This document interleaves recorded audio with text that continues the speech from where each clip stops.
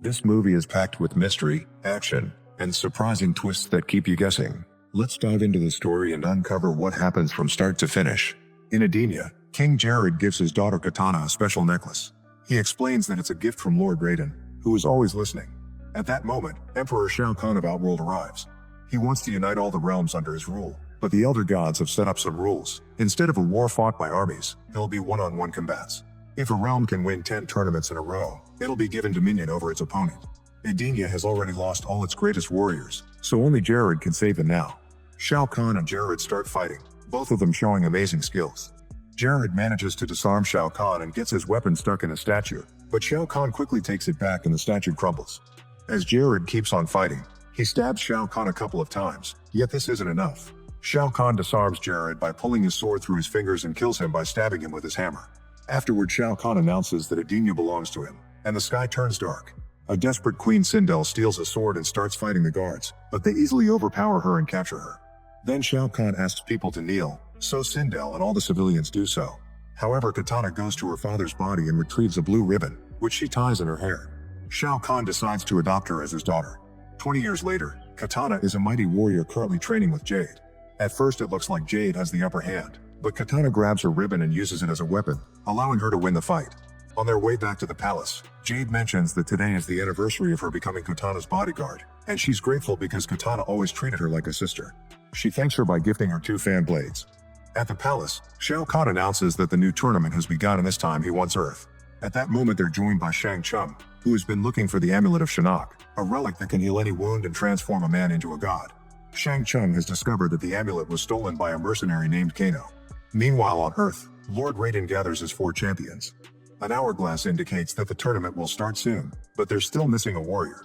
They need to complete the team as soon as possible. In an old warehouse, Johnny finds himself surrounded by thugs.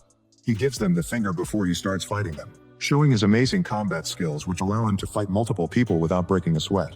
A woman almost shoots a rocket at him, but he senses her presence and throws a metal rod to kill her. As her body falls, the rocket is shot anyway, so Johnny jumps to dodge it and the rocket hits a helicopter instead. However, none of this is real. It's an old movie currently playing on a TV. Johnny used to be a very famous action star, but his glory days are gone.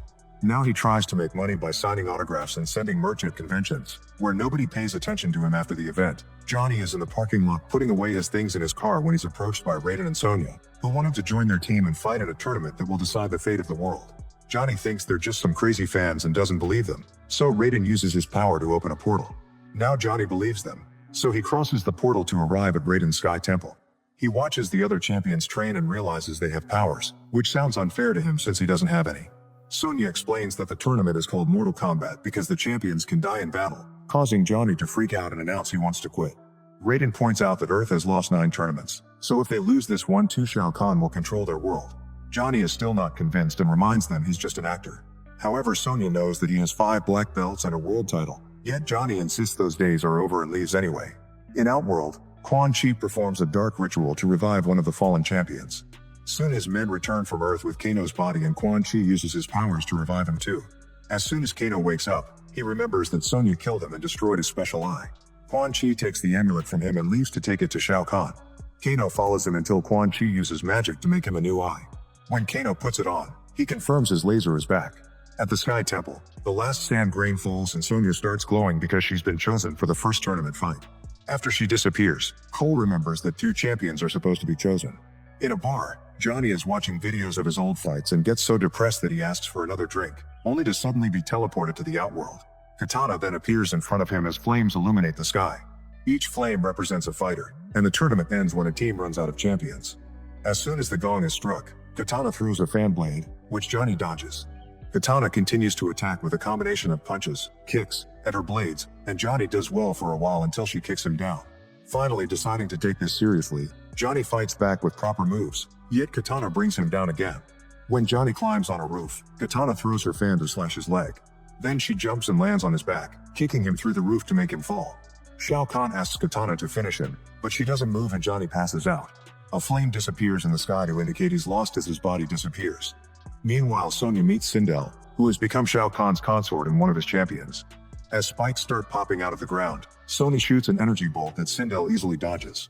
When Sonya shoots again, Sindel uses her Banshee attack to block her and throw her against the wall. Another spike comes out and slashes Sonya's arm. Sindel attacks again and Sonya runs around the small room until she finds a skeleton, which she uses as a shield. This allows her to move forward and hit Sindel, making her scream stop. The women start fighting on the floor as spikes keep appearing around them, and Sindel screams again to throw Sonya off her.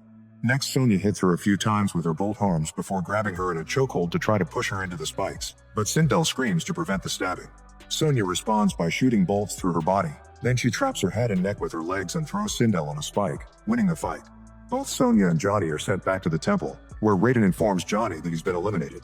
When Johnny goes to a corner to mope over his loss, Raiden follows him and says the gods chose him for a reason. He just needs perspective. The next day, Katana goes to a small temple in the forest and puts on the necklace, which teleports her to Raiden's place.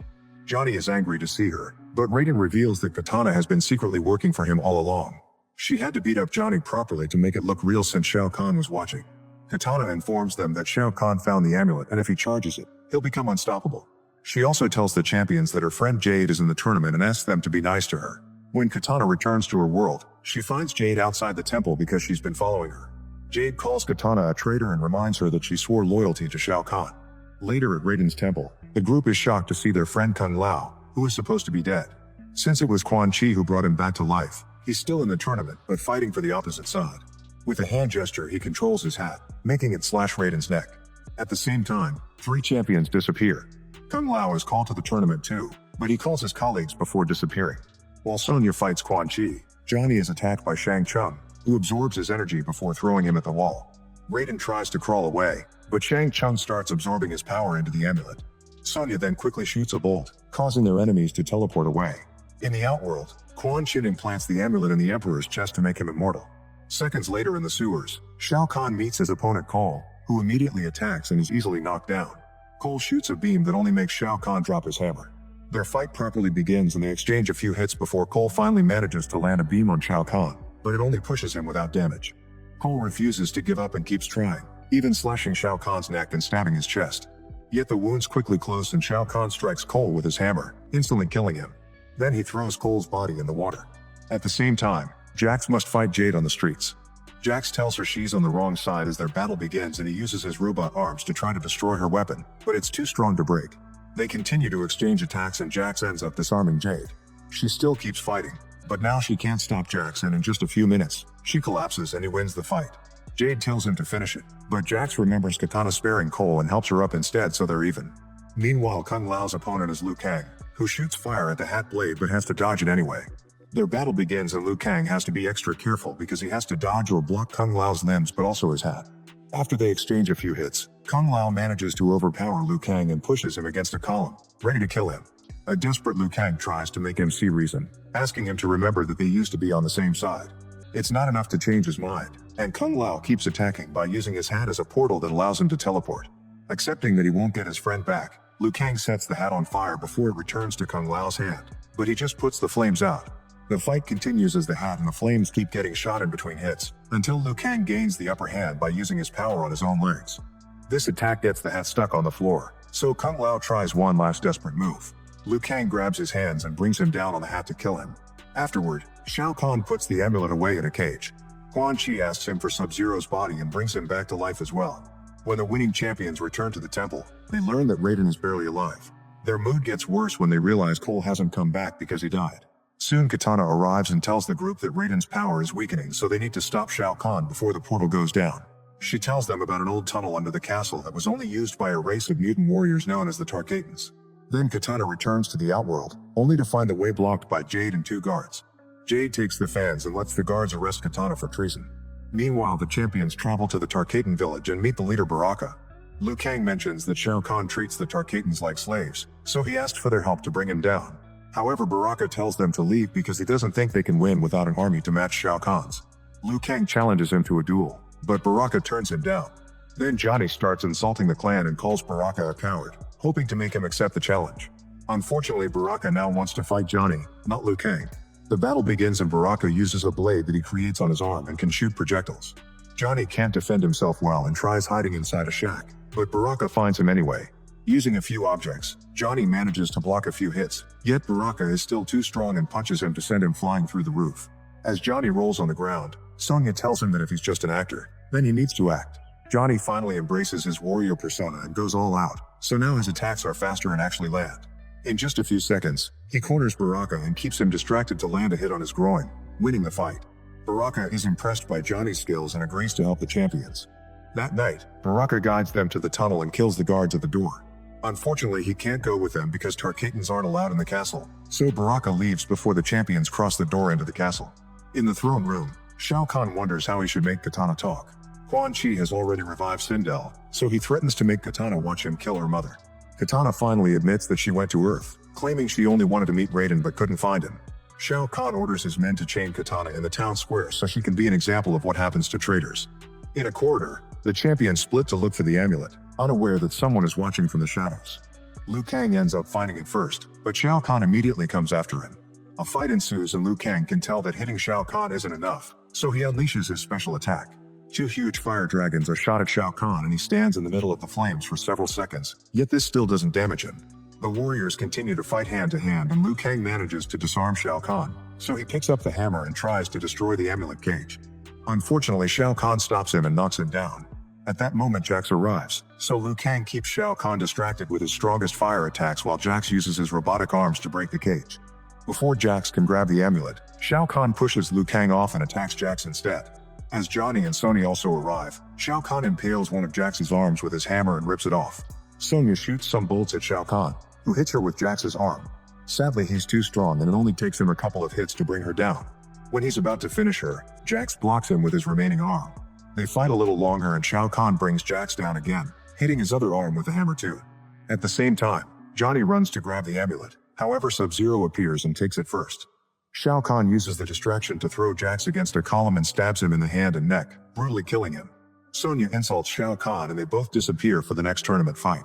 After Sub-Zero leaves, a bunch of guards show up with Kano, who insults Johnny's movies. Before the guards can capture Johnny, Kano makes them stand in line and kills them all at the same time with a single laser shot.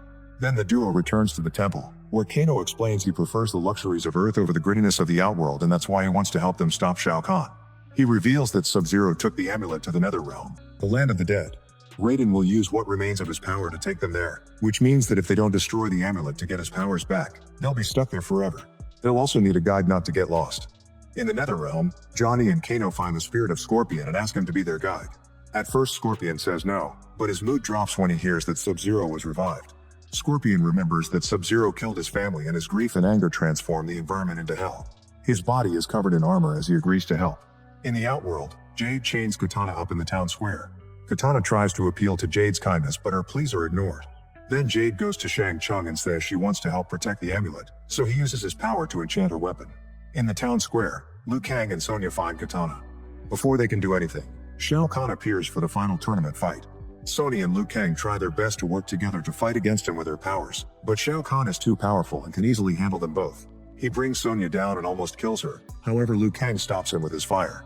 After wandering through the Netherrealm for a while, the group encounters Sub-Zero, who shows off his new shadow power that allows him to create duplicates.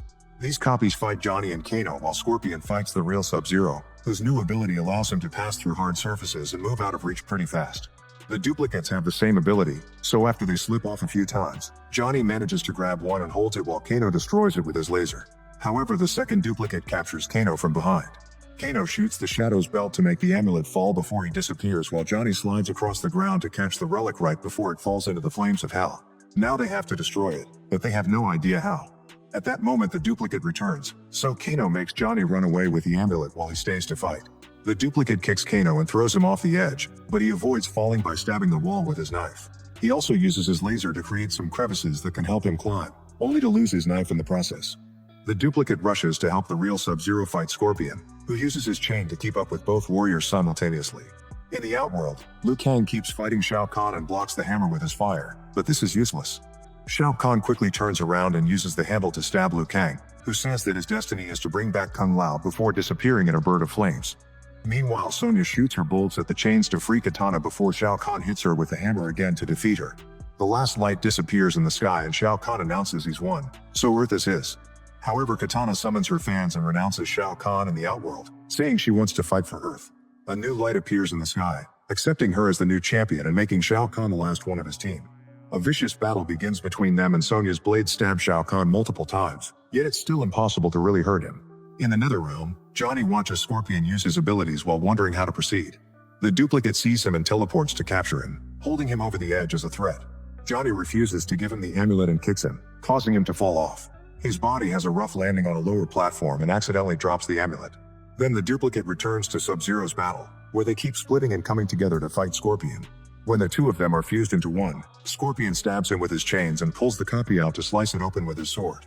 While Shao Kahn knocks out Katana, Sub-Zero flees his battle to retrieve the amulet. Then he gets ready to kill Johnny, but at that moment Jade appears. It turns out Katana's words did change her and she was acting to get a better weapon, which she now uses to shoot a beam at the amulet.